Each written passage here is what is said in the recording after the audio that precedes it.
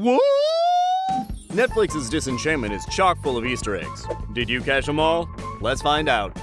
Number 1. Is that Lisa Simpson? There's an elf that is clearly meant to look like Lisa Simpson. Disenchantment creator Matt Groening is also the mind behind beloved series The Simpsons and Futurama. Groening is also a fan of Easter eggs. As a result, don't be surprised if you spot quite a few Easter eggs from The Simpsons and Futurama making this list. First and foremost, we have this elf version of the classic character. Does this point toward the idea of a Matt Groening cinematic universe, perhaps? You'll have to be the judge of that, but rest assured that plenty of people believe this is the case. Number 2. Does King Zog remind you of anyone? Neither of these looks like me. Disenchantment's patriarch has a lot in common with another fan-favorite animated character. I never want to think that thought again. For starters, if King Zog's voice sounds familiar, it's probably because he's voiced by John DiMaggio. That's the same guy who voiced Bender in Futurama. King Zog's similarities to Bender aren't just a matter of casting choices. Now and then you'll notice King Zog saying Bender's catchphrases, or versions of them. Like when he says, "Bite my shiny metal axe!" Bite my shiny metal Doesn't look so shiny to me. Number 3. The Simpsons Treehouse of Horror fans are definitely in for a treat here. Have all the donuts in the world! One moment references The Simpsons Season 5, Episode 5, Treehouse of Horror 4, when Homer sells his soul in exchange for a donut and ends up on a torture conveyor belt just like this one. Number 4. This reference to Game of Thrones is pretty obvious. Did you know that Game of Thrones Easter eggs are actually referred to as dragon eggs? Well, this was clearly a dragon egg when Prince Gisbert was impaled on this throne of swords, aka the Throne of Dreamland. Seem familiar? Prince Gisbert also seems to be a version of Joffrey Lannister. I think I'm still alive. No, wait. Never mind. Number 5. Hell in the Disenchantment universe sure looks a lot like Futurama. Welcome to Robot Hell! Is that supposed to be a hint at something? We're guessing it's just a fun way to nod to everyone's favorite space series. The tubes that transport Elfo around Hell look just like the ones folks get around in Futurama. This moment with Lucy also reminds us of Bender in the Futurama episode Hell is Other Robots. Number 6. And there's a young Professor Farnsworth? It's really like a Futurama reunion in here. It's not certain that this is, in fact, Futurama's Professor Farnsworth, but come on, we'd recognize those glasses and that, lack of chin anywhere? Are you from the future? And since this guy comes to the Disenchantment universe from the future, and Disenchantment is in the past, and Futurama is in the future, then that means Futurama is in the future from Disenchantment. I suppose it is technically possible. We're gonna need some fans of Netflix's Dark to confirm this timeline for us. Either way, if you're still doubting that this is in fact Professor Farnsworth in his younger years, you may want to take a closer look at his wire drawer. In the first ever episode of Futurama Space Pilot 3000, we see Professor Farnsworth's wire drawer. And yep, these are exactly the same. That's him alright. That definitely makes a case for those folks who believe that these two series take place in the same universe. Number 7. That's not the only nod Professor Farnsworth gets. There's also a Farnsworth Boulevard in the Disenchantment universe. A Gunderson's Airships billboard shows an address on Farnsworth Boulevard. Number 8. Finally, the Futurama characters actually time travel into Disenchantment, but if you blink, you'll miss it. Here, if you pause at just the right moment, in Lucy's crystal ball, Fry, Bender, and Professor Farnsworth show up in a time-traveling spaceship. Whoa.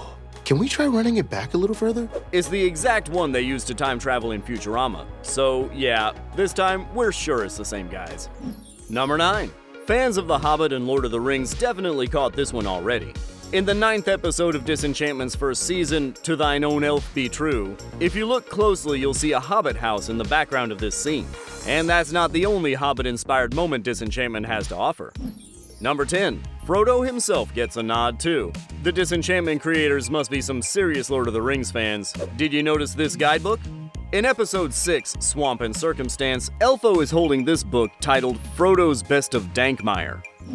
Number 11. The spelling of Chazzzzz references a popular Futurama joke. That's Chazzzzz with 5 Z's. I think I've done enough court reporting to know how to spell Chaz. The spelling of Chazzz with 5 Z's is a reference to George Takei in Futurama Season 4, Episode 11, where no fan has gone before. I think I've done enough conventions to know how to spell Melvar.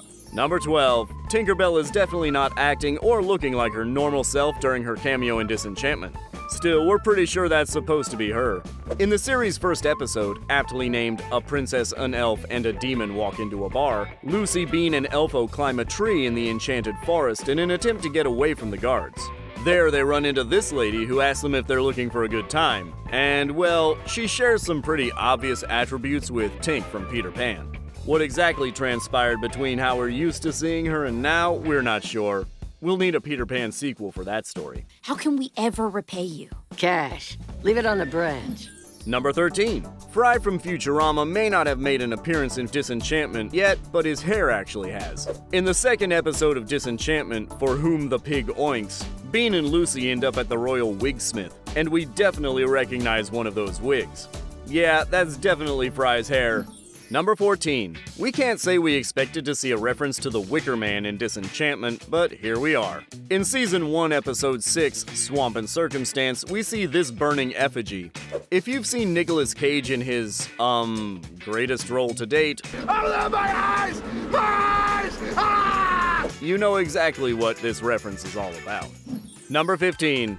Dogs Playing Poker has to be one of the most recognizable paintings ever, so there was no way we were gonna miss this. Disenchantment's 7th episode, Love's Tender Rampage, gives us a glimpse at this tableau, a kind of medieval version of the classic painting. Honestly, this version's pretty cute.